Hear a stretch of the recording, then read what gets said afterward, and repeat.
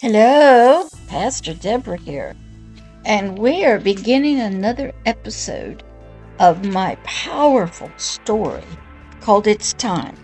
My personal story of death and resurrection that each of you will have to go through, called It's Time. This is episode number 24, and I've placed this in the School of Late on the website and on the playlist on YouTube, and in the Kingdom of Agape Love volume number 1. These are my personal stories. In volume number 2, we're going to start into some powerful true stories of me helping people in great darkness. But this is episode number 24, and we're picking up on the night that God said to me, "It's time." Remember? I was laying in my bed, and God said, "It's time." And I knew what that meant. My spirit would be taken out of my physical body and taken to a satanic meeting to be killed. Because years and years before that, I had allowed myself and vowed that I would be willing to die in a satanic meeting for just one Satanist, to show God's love for them through my death so they could live. And I was laying on my bed, and I heard God said, "It's time." I knew I would die that night. My son would find me the next morning, and I would have died of natural causes. But that was the vow that I had made. So let's pick up here in episode number 24. And we will first say, please pay attention. If it starts to bother you in any way, it's a powerful story. Just stop, and maybe you don't need to listen to it. And I wanted to give you that disclaimer because this is almost an unbelievable spiritual story that might affect you, called "It's Time." Remember, Satan did not initiate this spiritual command to Jan, that was my other name, the other me, asking her if she would sacrifice herself and her son to him as love offerings, and in obedience to save just one Satanist at a satanic meeting. This command was of God, the great I Am, as he had done years ago with Abraham regarding his son named Isaac, the son of promise. So Deborah knew she was going to die while she was inside of another physical body in a satanic meeting. It was sort of Jan knowing this also, but it was powerful, in which God had brought her to spiritually himself. He brought me back. He took me. God came and took my spirit with my permission, and he put it inside of another physical body that was laying on an altar in a satanic meeting. Remember, God is a fair judge to Satan.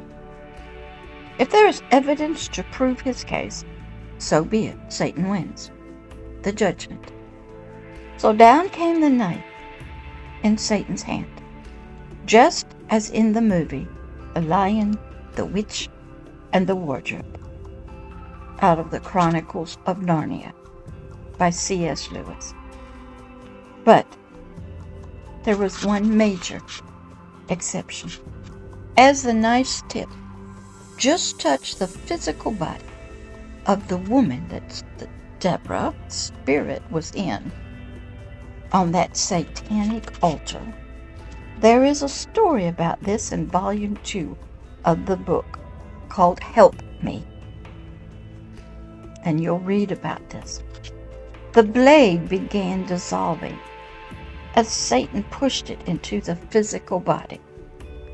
What was happening? How could Satan be defeated this time? How could this be true? Then the great majestic voice of God himself came and stood on the altar in full array of his glory and power and authority and dominion, and said for all to hear across the entire kingdom of darkness and the kingdom of heaven, you cannot kill her, for she is not Jan, who made the vow to die as a love offering to me many years ago. This is Deborah, and she didn't take the vow. Jan is already dead and buried, and she, at that very time, many years ago, when she freely offered herself to me in love and obedience to save one of my precious spiritual children in the kingdom of darkness, she was sacrificed and killed and died as a love offering, a love sacrifice to me. So you cannot kill Deborah. What had just happened? God knew that when Jan made her vow to him many, many years earlier, Satan would finally seek his legal permission to fulfill her free will offering to him to save just one Satanist there in his meeting. God knew that Satan would petition him for Deborah's life, my life. So Jan had to die before the petition was ever brought to the courtroom of the universe. And she had already died at the moment she freely decided she would die. And so too was her son. It was done. Way, way back, many years ago, unknown to Jan, Jan had died. Satan knew this had spiritually happened, for he knew the Word of God himself. But he was hoping, believing that Jan's words of her own vow to God, her free will sacrifice and offering of obedience of death for others, was still alive and enforceable against Deborah, so he could finally be rid of this spiritual creature who had been bringing great spiritual disturbances and deliverance and freedom to his slaves in the kingdom of darkness, in the spiritual world, covering the earth. God was way ahead of all of us, even Aslan. Even in the movie The Lion, the Witch, and the Wardrobe, Aslan knew what the White Witch was going to do. And he already knew that she would ask for the blood of a traitor. And he was prepared to take the traitor's life.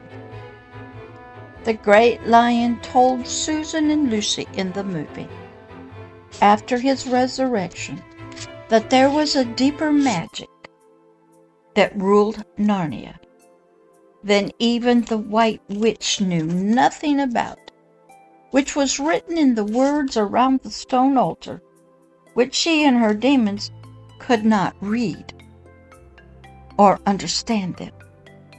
You'll see that in the movie if you go to that scene. If they could read the words and understood them, then they would have known that when an innocent one, Deborah, who would stand in the place for others, for traitors, to be free and to be forgiven. That's what Jan did. And Deborah does it now.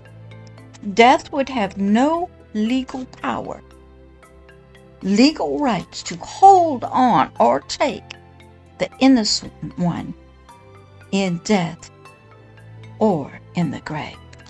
I'm going to stop right there. That's a lot.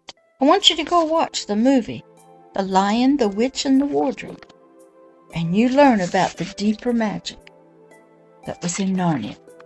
Jan didn't know it. God was ahead of us. Satan had a plan. but because I was willing to give my life for another who was trapped in Satan's kingdom and separated from a loving Father. The deeper magic worked. The deeper laws ruled my life and God's life and Satan's life. So you be encouraged. There's still a whole lot more to this. I didn't want to get too far. So we would stop here with you pondering the deeper magic that ruled Narnia.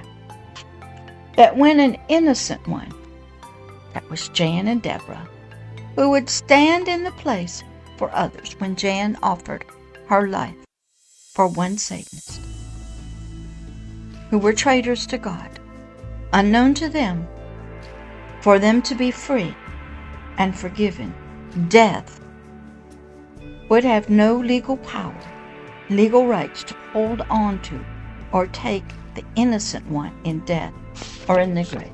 Jan gave her life on a cross years ago. And when Satan tried to take Deborah's life, he couldn't do it. Because Deborah was born again. Jan died to save others. Powerful story. Deep magic at work. And until you experience something like this, we still have a lot more to go. I just want to stop here so you can think about it and go watch that movie. The Lion, the Witch, and the Wardrobe. The Chronicles of Narnia. And go study Aslan. All right, I'll talk to you in the next episode. Bye-bye.